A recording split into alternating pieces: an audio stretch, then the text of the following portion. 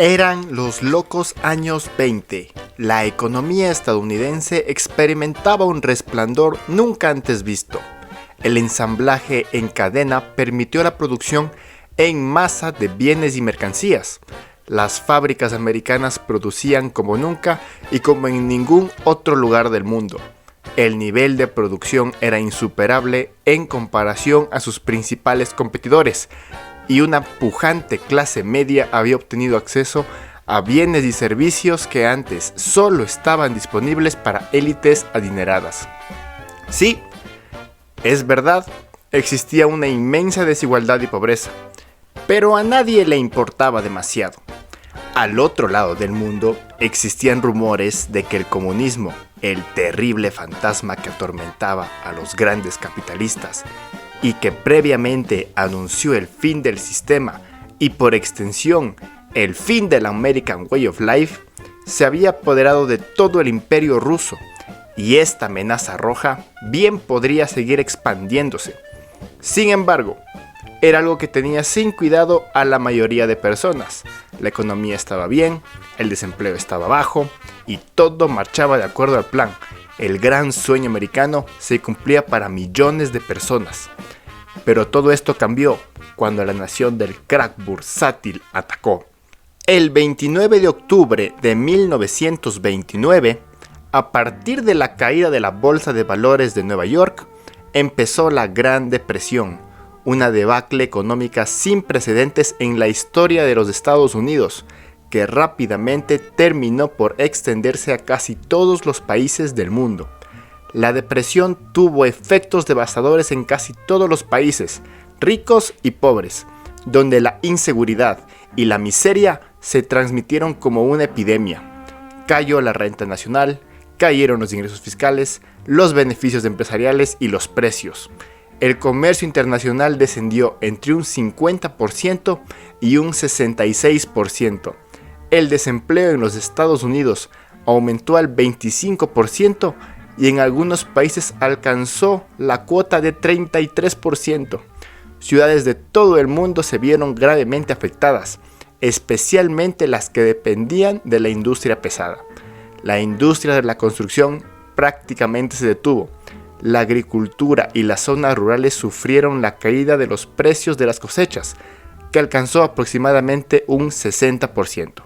Dorothea Lange, una fotógrafa estadounidense, inmortalizó el sentimiento de desposesión que sufrió el pueblo de los Estados Unidos en su fotografía Madre Migrante, que muestra a los desposeídos cosechadores de California y se centra en Florence Owens Thompson, una madre de 7 hijos y 32 años de edad, en Nipomo, condado de San Luis Obispo. La foto fue tomada un día del mes de marzo de 1936. Ese mismo día, Dorothea tomó 5 fotos más, que son las que han estado viendo en pantalla. Pero, ¿qué pudo salir mal? ¿Se estaba cumpliendo acaso la profecía marxista?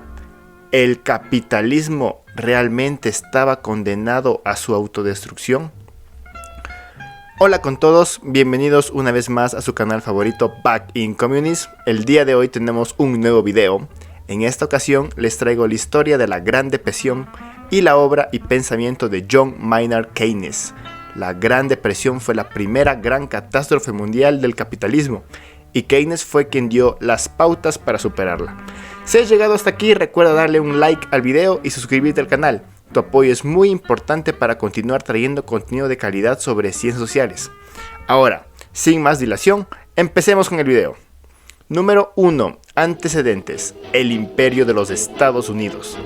El 14 de septiembre de 1901 asume la presidencia de los Estados Unidos Theodore Roosevelt, un personaje que hasta hoy es altamente reconocido y valorado por el pueblo de los Estados Unidos, ya que fue inmortalizado en el Monte Rushmore como uno de los padres fundadores de la patria americana. Y también aparece como un personaje interpretado por el magnífico Robin Williams en la célebre película Una noche en el museo. Tremendo carisma que tenía Teddy.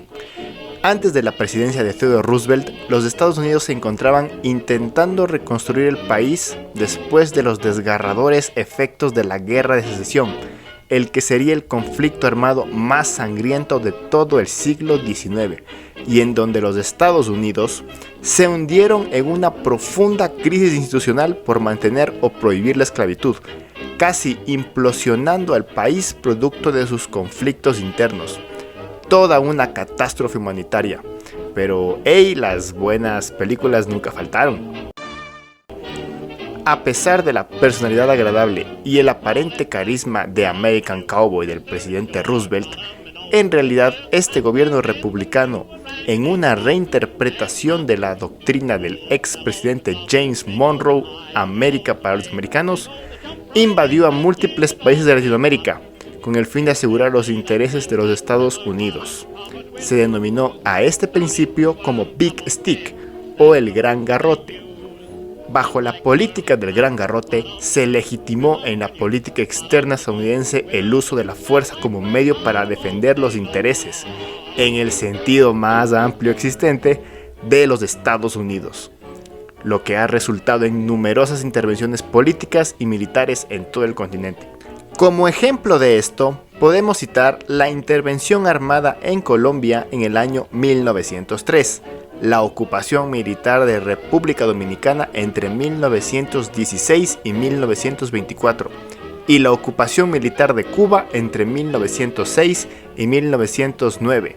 Las ideas del tipo legitimaron la invasión de media Latinoamérica.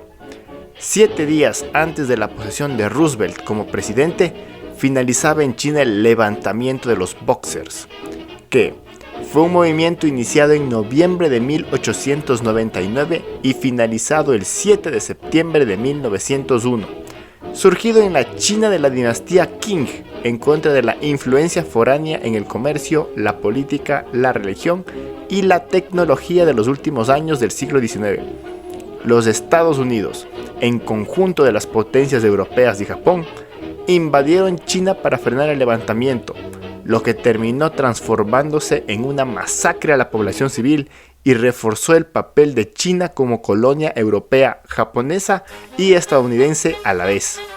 Es así como al inicio del siglo XX, los Estados Unidos abandonaron su histórica posición de neutralidad en otros conflictos mundiales y ya empezaba una nueva era de imperialismo amparado en el corolario de la doctrina Monroe de Theodore Roosevelt.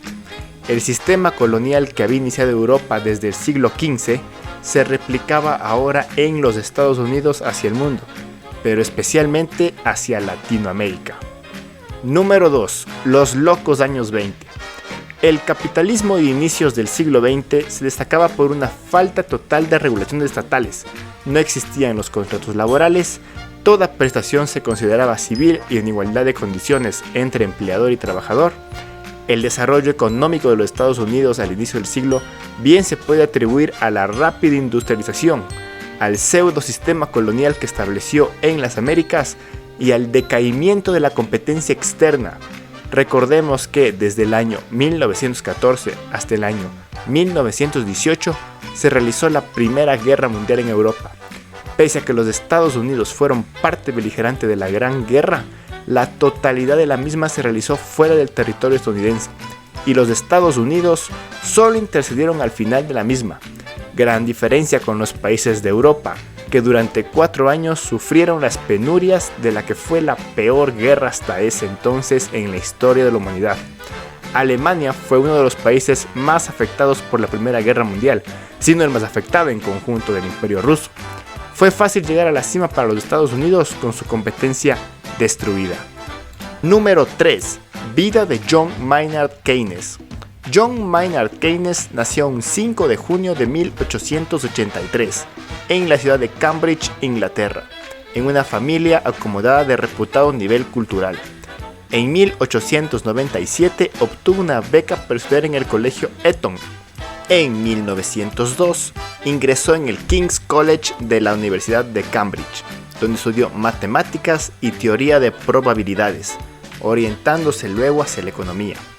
Durante su estancia como estudiante universitario en Cambridge, frecuentó el grupo de los llamados Apóstoles, y de ahí pasó al denominado Círculo de Bloomsbury, grupo intelectual y artístico que proponía un nuevo orden social, Contrario a los principios morales victorianos, tras un breve periodo trabajando en el Servicio Administrativo Británico para la India, en 1909 entró como profesor en el King's College de Cambridge, donde estudiaría economía hasta su muerte un 21 de abril de 1946. Número 4. Obra de John Maynard Keynes. Cuando fue el gran crack bursátil, nadie se explicaba las razones por las que pasó. Nadie lograba explicarse cómo la economía más sólida del mundo, de un día para el otro, sufrió una total decadencia de sus mercados. O al menos eso es lo que nos han dicho siempre. Como ya vimos en el video de la vida y obra de Karl Marx, por cierto les dejo para que lo puedan ver si no lo han visto ya, fueron los aportes de Marx y Engels los primeros en vaticinar el inminente e inevitable fin del capitalismo, producto de sus propios errores y contradicciones. Pero como ya sabemos, nadie lo tomó muy en serio en su tiempo. No fue sino hasta febrero de 1936 que Keynes sorprendería al mundo con su publicación más famosa y uno de los libros que más influencia ha tenido en la historia de la humanidad, titulado Teoría General del Empleo, el Interés y el Dinero. El gran aporte de Keynes en este libro no solo consistió en explicar indirectamente las razones del por qué él consideraba que la economía estadounidense sufrió semejante debacle, sino además propuso varias políticas públicas en materia económica como fórmula para resolver el problema, algo poco habitual en los círculos económicos, en donde abunda la crítica, pero escasean las propuestas, o al menos las propuestas realmente innovadoras. Número 5. La caída de la bolsa de los Estados Unidos. El rápido proceso de industrialización que tuvo lugar en los Estados Unidos y las buenas rentas que obtenían las empresas fueron motivo suficiente para que un gran porcentaje de la población norteamericana invirtiera sus ahorros y sus ganancias excedentes en bolsa, comprando acciones de empresas. Las acciones tendían cada vez a costar más y más, mientras que los inversores veían cómo fácilmente se podían obtener réditos de la compra y venta de acciones. La confianza en la bolsa llegó a ser tan alta que incluso se llegaron a vender acciones sobredimensionadas en su costo real vía crédito. De a poco, la especulación en las transacciones bursátiles llegó a tal punto en que acciones baratas terminaban siendo vendidas a un costo muchísimo más alto al de su valor real. Las empresas que obtuvieron ingentes ingresos producto de la venta de sus acciones y al tener un panorama tan esperanzador, decidieron incrementar la producción en sus fábricas. Es decir, si una fábrica producía 200 sillas al mes, bien podía producir 2000 sillas al mes, siempre y cuando contrataran más personas e incrementaran su capacidad industrial. Al poco tiempo, las empresas de los Estados Unidos comenzaron a multiplicar su producción, sin necesariamente mejorar la inventiva y la innovación en los productos que estaban ofreciendo al mercado. De todas formas, era un monopolio mundial. ¿Quién no los iba a preferir? Con el tiempo, la demanda comenzó a decaer. Europa volvió a tener los niveles necesarios de competitividad para pelear en el mercado con los Estados Unidos, especialmente Alemania, que llegó a recuperar la fortaleza de su sector productivo después del duro revés que significó la Primera Guerra Mundial y el Tratado de Versalles. Y además, Japón se transformó en otra superpotencia industrial que le arrebató gran parte del mercado a las empresas de los Estados Unidos. Llegó la competencia, amigos. En este momento, las fábricas de los Estados Unidos comenzaron a producir mercancías por encima de la demanda de mercado, a la vez que el costo de las acciones de las empresas, en donde eran depositados los ahorros de las familias estadounidenses, no dejaban de subir. Llegado a un punto, las empresas habían producido tantas mercancías que les resultaba imposible venderlas todas en el mercado, por lo que el excedente de producción comenzó a almacenarse indefinidamente en bodegas. Las empresas no bajaron el nivel de productividad pese a las bajas ventas. Sin embargo, la realidad no terminó de cambiar y la demanda de mercancías era cada vez más baja, mientras que la oferta de bienes era cada vez más alta, llegando así a un punto de no retorno, en donde las empresas, al estar imposibilitadas de seguir vendiendo mercancías en el mercado, despidieron en masa a sus trabajadores para ahorrarse gastos. De todas formas, habían producido tanto ya y tenían tanto almacenado dentro de sus bodegas que cuando la situación general del mercado se recuperase, tendrían un tiempo suficiente para vender el excedente de mercancías hasta recontratar a sus empleados y continuar la producción. El problema fue que todas las empresas decidieron hacer esto al mismo tiempo. Grave error. Fue así que en los Estados Unidos se cerraron fábricas y se despidieron trabajadores de manera masiva. Las empresas, al no poder producir más mercancías, bajaron radicalmente su cotización en el mercado, y esto se vio reflejado en el costo de sus acciones bursátiles, que terminaron desplomándose. Recordemos que una gran cantidad de trabajadores había invertido los ahorros de sus vidas en esas acciones que ahora ya no valían nada.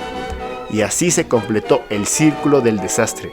Empresas cerradas, trabajadores desempleados, ahorros desvanecidos y todo un país en la miseria. Número 6. Propuesta para la reconstrucción. Keynes consideraba que el sistema de libre intercambio de bienes y mercancías era en realidad el mejor sistema posible. Ojo, no hay que confundir el keynesianismo con sistemas de economía planificada. Para Keynes, el libre mercado con pocas regulaciones estatales siempre fue y será la mejor de todas las opciones. Sin embargo, Keynes consideraba que este no era para nada un sistema perfecto, que el capitalismo estaba expuesto a múltiples errores y contradicciones, y que era el Estado el agente que tiene que intervenir para solucionar estas brechas. Keynes también consideraba que la intervención estatal nunca debía ser permanente y que el Estado tenía que llegar a arreglar los baches del sistema y luego, nuevamente, retirarse para que el mercado pueda seguir saludable. Keynes propuso su teoría como remedio temporal y nunca como un sistema a utilizarse a perpetuidad. Keynes propuso que el Estado deje de ser esa institución pasiva en la economía y tenga un rol dinamizador y de contratación. Keynes propuso que el Estado se vuelva un gran empleador a la vez que construya una gran cantidad de infraestructura pública y tenga contratos con diversas empresas para dinamizar la producción y el trabajo. Para Keynes, lo importante era que las personas se encontraban desempleadas, así que había que hallar la forma para que más personas comenzaran a trabajar y de paso redistribuir la riqueza. Pero, ¿de dónde iba a obtener ingresos del Estado para realizar todos estos proyectos? ¿Iba acaso a proponer impuestos en una economía en recesión? Keynes propuso imprimir dólares desde la Reserva Federal de los Estados Unidos, controlando la tasa de cambio, y con ese dinero comenzar a contratar y a efectuar obra pública masivamente. Por cierto, a Keynes no le gustaban mucho los impuestos, que digamos. Las personas, al haber recibido los ingresos del Estado debido a su contratación, no solo obtendrían un ingreso suficiente para emprender actividades de manera individual, como ponerse una empresa, sino que además podrían consumir los productos del mercado local. La impresión de dinero desde la Reserva Federal también motivaría que las tasas de interés de los bancos privados se redujeran, por lo que si una persona no lograse entrar en el sistema de contratación pública, al menos podría contraer una deuda privada a un bajo interés, y así también iniciar un negocio y consumir productos del mercado local. La impresión de dinero también haría que las exportaciones sean muchísimo más competitivas en mercados internacionales. De esta manera, la economía retomaría su rumbo y se prepararía para una lenta y larga recuperación. Número 7. Influencia. En el año 1933, el presidente estadounidense Franklin Delano Roosevelt anunció el New Deal, un programa de política económica intervencionista puesta en marcha para luchar contra los efectos de la Gran Depresión. Este programa se desarrolló con el objetivo de sostener a las capas más pobres de la población, reformar los mercados financieros y redinamizar una economía estadounidense herida. El New Deal, el sistema de intervención y fuerte inversión pública, fue respetado hasta por los presidentes más radicales de los Estados Unidos como Richard Nixon, hasta que finalmente en los años 80 Ronald Reagan, en conjunto de Margaret Thatcher, liderasen el cambio a un sistema económico neoliberal en los Estados Unidos, en el Reino Unido y en otras partes del mundo como Turquía o Chile. La recuperación de los Estados Unidos fue lenta y no fue sino hasta la década de los 40 que el país pudo recuperarse. El New Deal fue lanzado además como estrategia para evitar la propagación del comunismo, ya que el fantasma del comunismo sonaba fuerte también en los Estados Unidos. especialmente porque la Unión Soviética, con su modelo económico aislacionista, logró superar la Gran Depresión sin menores adversidades. A raíz de la Segunda Guerra Mundial, Europa quedó destruida, de nuevo. Para evitar nuevamente una potencial expansión del comunismo, se inició el Plan Marshall, un modelo de reactivación económica muy parecida al New Deal, inspirado igualmente en políticas de tinte keynesiano, salvo que en esta ocasión los Estados Unidos donarían miles de millones de dólares para facilitar la reconstrucción de toda Europa occidental. Las ideas keynesianas también fueron muy importantes para superar la crisis global del capitalismo del año 2008, y hasta es fuente de inspiración para políticas públicas para paliar la crisis debido al COVID-19. Keynes se ha erigido en méritos propios como el gran teórico de la crisis del capitalismo, y sus ideas siguen dándonos soluciones a los potenciales problemas del sistema de libre mercado y libre empresa. Y hasta aquí llega el video de hoy. Si te gustó, así como si no, deja un like y suscríbete al canal, si aún no lo has hecho. También puedes poner en los comentarios qué te pareció el video o qué opinas de la influencia de nuestros días de John Maynard Keynes. Recuerda que estaré subiendo videos cada martes de cada semana sobre ciencias sociales. Un abrazo y buenas noches con todos.